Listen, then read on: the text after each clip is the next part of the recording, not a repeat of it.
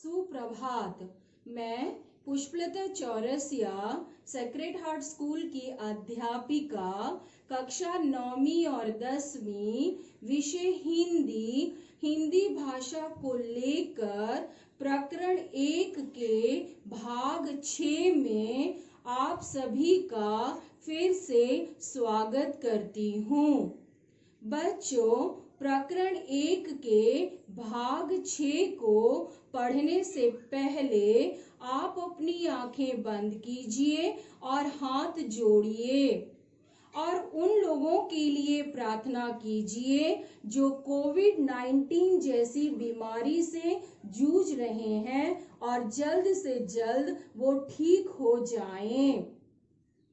बच्चों, अब आप अपनी आंखें खोलिए। आज का दिनांक 5/6/20 है और आज वर्ल्ड इन्वायरमेंट डे भी है। प्रकरण 1 के भाग 6। प्रकरण 1 का नाम बात अठन्नी की है, जो एक कहानी है और कहानी को जो लिखता है उसे कहानीकार कहते हैं, जैसा कि मैंने आपको बताया था। और कहानीकार का नाम श्रीमान सुदर्शन जी हैं, जिनका वास्तविक नाम बद्रीनाथ था। मैंने आपको भाग 1 के कहानीकार के परिचय के दौरान बताया था। भाग 2 में हमने शीर्षक बात अठन्नी की सार्थकता से अवगत हुए थे। भाग 3 में हमने उन चरित्रों के चित्रण को पढ़ा जो बात अठन्नी की में शामिल हुए थे। भाग 4 में हमने बात अठन्नी की कहानी का पृष्ठ 6 से सार से अवगत हुए थे। भाग 5 में आपने पृष्ठ 7 को पढ़ा और उसे समझा और आज हम भाग 6 में पृष्ठ 8 से अवगत होंगे और उसे समझेंगे भी। बच्चों, अब आप अपनी पुस्तक खोलिए, पृष्ठ 8 को खोलिए और जो मैं पढ़ रही हूँ मेरे उच्चारण को ध्यान से सुनिएगा और उसे ग्रहण कीजिएगा और हाथ में पेंसिल भी रखिएगा और जिन शब्दों को मैं रेखांकित करने के लिए बोलूंगी उसे आप रेखांकित कीजिएगा। अब कोई रास्ता ना बचा था। वह बोला, माई बाप, गलती हो गई, इस बार माफ कर दें। इंजीनियर साहब की आंखों से आग बरसने लगी। आंखों से आग बरसने लगी एक मुहावरा है जिसे आप रेखांकित कीजिएगा। इसका मतलब होता है बहुत क्रोधित होना। उन्होंने निर्दयता से रसीला को खूब पीटा। निर्दयता को भी आप रेखांकित कीजिएगा और उसका मतलब होता है जिसमें दया ना हो। फिर घसीटते हुए पुलिस थाने ले गए। सिपाही के हाथ में 5 का नोट रखते हुए बोले, मनवा लेना। लातों के भूत बातों से नहीं मानते। इसे भी आप रेखांकित करिएगा। ये भी एक मुहावरा है जिसका मतलब है दुष्ट व्यक्ति पर समझाने बुझाने का प्रभाव नहीं पड़ता। दूसरे दिन मुकदमा शेख सलीमुद्दीन की कचहरी में पेश हुआ।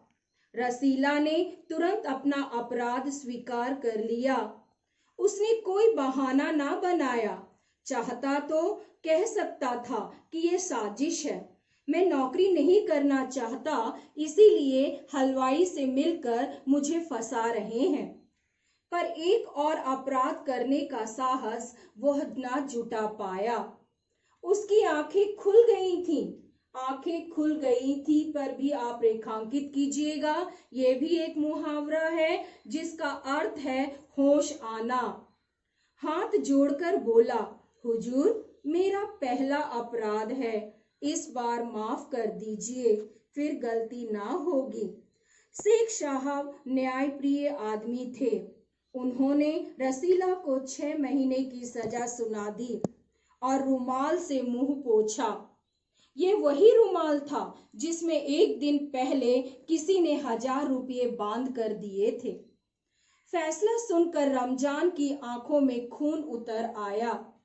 आंखों में खून उतर आया को भी आप रेखांकित करेंगे। यह एक मुहावरा है जिसका अर्थ है बहुत क्रोध आना। सोचने लगा, ये दुनिया न्याय नगरी नहीं, अंधेर नगरी है। इसे भी आप रेखांकित कीजिएगा क्योंकि ये बहुत ही महत्वपूर्ण अवतरण है। इससे संबंधित प्रश्न आते हैं। चोरी पकड़ी गई तो अपराध हो गया। असली अपराधी बड़ी बड़ी कोठियों में बैठकर दोनों हाथों से धन बटोर रहे हैं, उन्हें कोई नहीं पकड़ता। रमजान घर पहुंचा। एक दासी ने पूछा, रसीला का क्या हुआ? 6 महीने की कैद। अच्छा हुआ वह इसी लायक था। रमजान ने गुस्से से कहा, ये इंसाफ नहीं, अंधेर है। सिर्फ एक अठन्नी की ही तो बात थी। रात के समय जब 1500 के चोर नरम गद्दी पर मीठी नींद ले रहे थे, अठन्नी का चोर जेल की तंग अंधेरी कोठरी में पछता रहा था। बच्चों, आपने जैसा कि पृष्ठ 7 में भाग 5 में पढ़ा था उसका सार कि किस तरीके से इंजीनियर साहब कौन? बाबू जगत सिंह। बाबू जगत सिंह का नौकर कौन था? रसीला। रसीला को उन्होंने कितने रुपये मिठाई के लिए लाने के लिए दिए थे? 5 रुपये। 5 रुपये उन्होंने रसीला यानी कि अपने नौकर को दिए थे। किस लिए? मिठाई लाने के लिए। कहा, जा तू हलवाई के यहाँ से 5 रुपये की मिठाई ले आ। रसीला नौकर गया और 5 रुपये की जगह वो 4.5 रुपये की मिठाई लाया और 50 पैसे उसने अपने पास रख लिए। रसीला ने 50 पैसे अपने पास क्यों रखे? क्योंकि उसे अपने दोस्त कौन? रमजान को उसे 50 पैसे देने थे उधारी, जिसके लिए उसका मन हमेशा कचोटता था। और उसने वो 50 पैसे रमजान को देकर सोचा कि मैंने अपना कर्ज निभा दिया। लेकिन यहाँ पर वो 4.5 रुपये की मिठाई लेकर अपने मालिक इंजीनियर साहब के पास गया। इंजीनियर साहब ने जब देखा कि ये मिठाई तो 5 रुपये की नहीं लग रही है, ये मिठाई तो शायद 4.5 रुपये की है, उन्होंने अपने नौकर रसीला को बोला, ये मिठाई तो 5 रुपये की नहीं लग रही है, ये मिठाई तो 4.5 रुपये की लग रही है। रसीला ने कहा, नहीं मालिक, ये 5 रुपये की ही मिठाई है। ऐसा रसीला ने कहा। इंजीनियर बाबू ने कहा, तू झूठ बोल रहा है, तू सच बता कि ये मिठाई कितने की है। उसने कहा, नहीं मालिक, ये मिठाई 4.5 रुपये की ही है। इंजीनियर बाबू को गुस्सा आ गया। उन्होंने अपने नौकर रसीला के मुंह पर तमाचा मार दिया और कहा, जिस हलवाई ने तुझे ये 5 रुपये की मिठाई दी है, चल उसके पास। ऐसा उन्होंने उसको धमकी देते हुए कहा कि चल तू हलवाई के पास। किस हलवाई ने तुझे ये 5 रुपये की मिठाई दी है? मुझे तो नहीं लग रहा कि ये 5 रुपये की मिठाई है। रसीला को समझ में आ गया कि अब मेरा अपराध पकड़ा गया है। उसने बहुत माफी मांगी, बहुत प्रार्थना की इंजीनियर साहब से कि माफी मांग ली और कहा, मुझे माफ कर दीजिए साहब, मुझसे गलती हो गई। माई बाप, मुझे माफ कर दीजिए, मुझसे गलती हो गई है। लेकिन इंजीनियर साहब की आंखों से आग बरसने लगी। आंखों से आंख बरसने मतलब उन्हें बहुत क्रोधित आया, उन्हें बहुत गुस्सा आया कि उनका नौकर उनसे क्यों झूठ बोल रहा है। और उन्होंने निर्दयता मतलब क्या होता है बच्चों? जिसमें दया ना हो, इस तरीके से उन्होंने उसे पीटा, घसीटा, खूब पीटा, यानी घसीट कर खूब मारा। और उसे कहाँ लेकर गए? उसे पुलिस थाने लेकर गए। मुंह में तमाचा मारा, जगह जगह मारा और उसे घसीटते हुए उसे कहाँ लेकर गए? पुलिस थाने लेकर गए। और उन्होंने वहां पर पुलिस थाने में क्या किया? किसने? इंजीनियर साहब ने।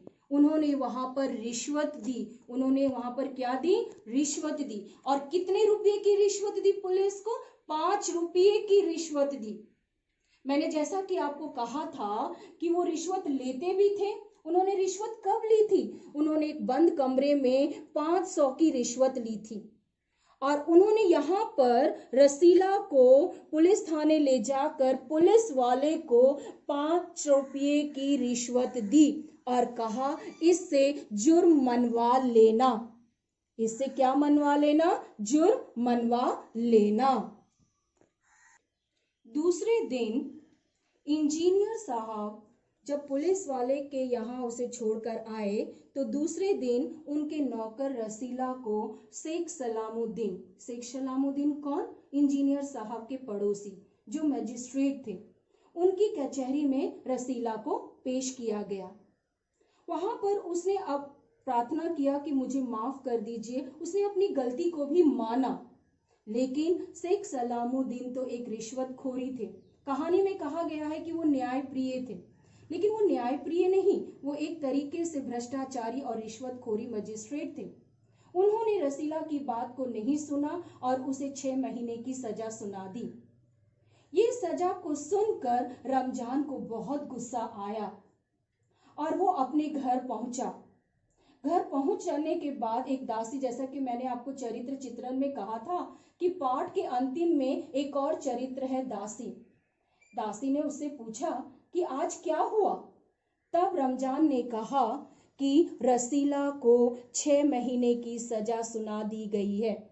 एक बस अठन्नी के लिए 50 पैसे के लिए रसीला को सजा हो गई है। ये न्याय नगरी नहीं है, ये दुनिया न्याय नगरी नहीं है, अंधेर नगरी है।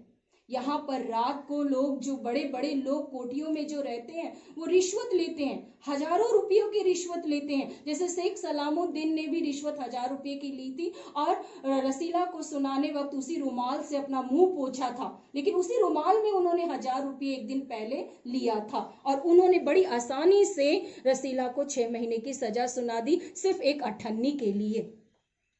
ऐसा रमजान ने कहा। और ये अंतिम में ये भी कहा रमजान ने कि बड़े बड़े लोग रिश्वत लेते हैं, भ्रष्टाचारी होते हैं, लेकिन उनके अपराध को कोई नहीं मानता। लेकिन अठन्नी के लिए सिर्फ मतलब कि इंजीनियर बाबू के नौकर रसीला को 6 महीने की सजा सुना दी जाती है। इस तरीके से बच्चों पृष्ठ 8 यानी कि 8 का सार था।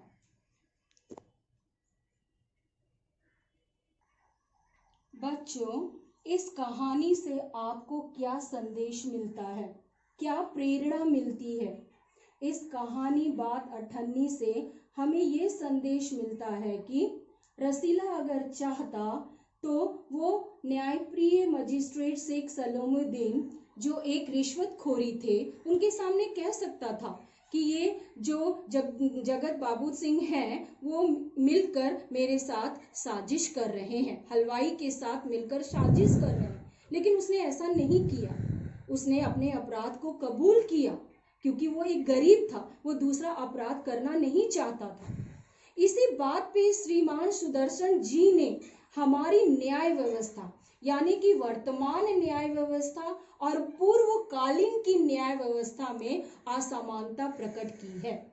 उन्होंने कहा है कि जो पहले की न्याय व्यवस्था थी वो अमीरी गरीबी को नहीं मानती थी। जो जैसा गलती करता था उसको वैसी ही सजा मिलती थी, चाहे वो गरीब हो चाहे वो अमीर हो, उनको वैसी ही सजा मिलती थी। लेकिन आज की न्याय व्यवस्था क्या है? आज की न्याय व्यवस्था आप इस चित्र से ही समझ सकते हैं कि एक का पलड़ा ऊपर है और एक का पलड़ा नीचे है, यानी एक गरीब और एक अमीर की असमानता को बताया गया है। निम्न वर्गीय और उच्च वर्ग की न्याय व्यवस्था पर करारा व्यंग किया है सुदर्शन जी ने।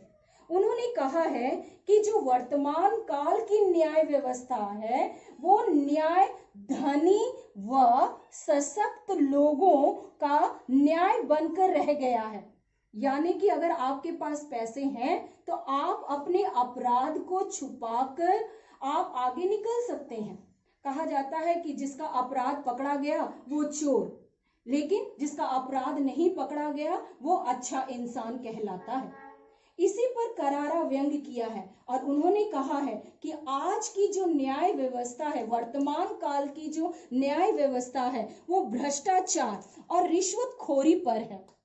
यानी लोग भ्रष्टाचारी हो गए हैं, झूठ का सच और सच का झूठ बनाते हैं। जैसे मजिस्ट्रेट शेख सलामुद्दीन ने कहा, अगर वो चाहते तो रसीला को माफ कर सकते थे क्योंकि उसने अपनी गलती को माना। वो चाहते, उसने इतनी प्रार्थना की तो बाबू जगत सिंह पुलिस थाने ले जाने से पहले ही उसे माफ कर देते, क्योंकि बात सिर्फ अठन्नी की थी। लेकिन बाबू जगत सिंह ने ऐसा नहीं किया, क्योंकि वो क्या थे? रिश्वतखोरी थे। न्याय प्रिय शेख सलामुद्दीन भी भ्रष्टाचारी मजिस्ट्रेट थे और रिश्वतखोरी थे। दोनों, मतलब कि बाबू जगत सिंह और उनके दोस्त दोनों ही रिश्वतखोरी थे। दूसरा, न्यायिक प्रक्रिया पर भी करारा व्यंग किया गया है। न्यायिक प्रक्रिया मतलब क्या होता है कि गरीब लोगों को सजा सुना दी जाती है और बेचारे वो जेल में काफी सालों तक बंद रहते हैं। ना तो उन्हें ठीक से खाना और ना ही पानी दिया जाता है और उनके ऊपर अत्याचार किया जाता है। लेकिन जो बाहर लोग अपराध कर रहे हैं उनकी तरफ कोई ध्यान नहीं दिया जाता है। जो गरीब हैं उन्होंने अगर अठन्नी के लिए भी चोरी किया तो उनको सजा, मारा पीटा सब कुछ किया जा सकता है। लेकिन उच्च वर्गीय लोग जो भ्रष्टाचारी होकर रिश्वत लेते हैं 1000 और 500 रुपए के लिए, उनके साथ कुछ भी नहीं किया जाता है। ऐसा श्रीमान सुदर्शन जी ने संदेश दिया है। पृष्ठ 8 से संबंधित कठिन शब्दार्थ।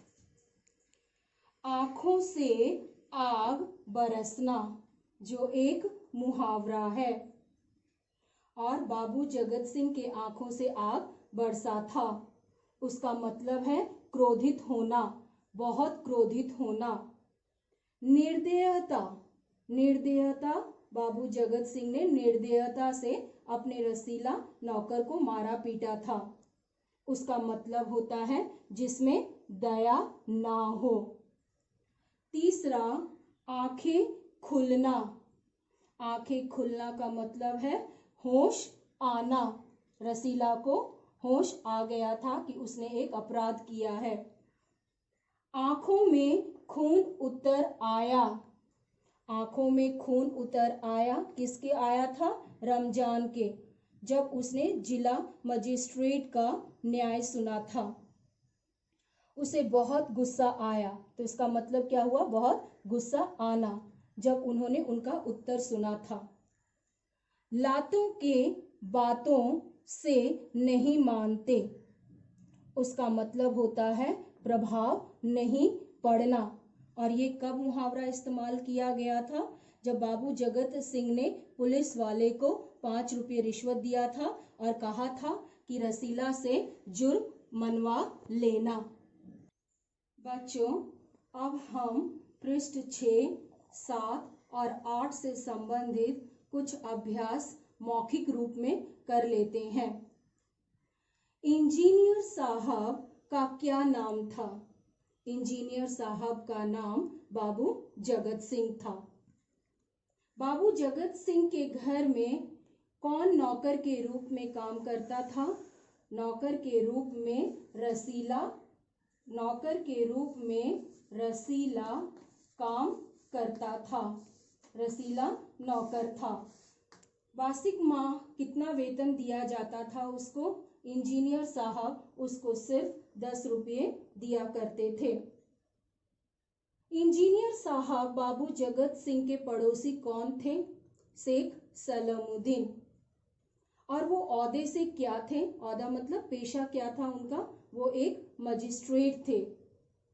शेख सलामुद्दीन के चौकीदार का क्या नाम था? उनके चौकीदार का नाम रमजान था। रसीला और रमजान आपस में क्या थे?